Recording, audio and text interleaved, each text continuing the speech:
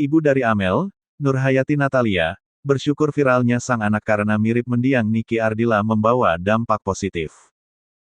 Nurhayati mengungkapkan, Amel sejatinya adalah sosok yang pemalu dan pendiam. Dalam arti, hal ini bisa membuat anak saya menjadi lebih terbuka, lebih percaya diri, kata Nurhayati Natalia saat dihubungi Kompas, Jumat tanggal 25 Juni tahun 2021. Untuk psikis Amel setelah viral, Nurhayati menyebut ia juga bersyukur dan sangat terkejut.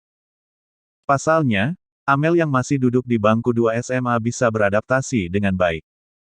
Meski untuk tampil di acara televisi, Amel masih canggung karena belum terbiasa. Saya melihat dari awalnya Amel itu pemalu banget, pendiam, tergolong introvert, setelah itu, viral, adaptasinya cukup baik. Karena, apapun yang dia alami, dia rasakan, dia cerita, jelas Nurhayati Natalia. Sementara ini, Nurhayati memang masih membatasi kegiatan Amel terkait momen ini. Sebab walaupun sekolah online Amel tetap harus fokus belajar di rumah.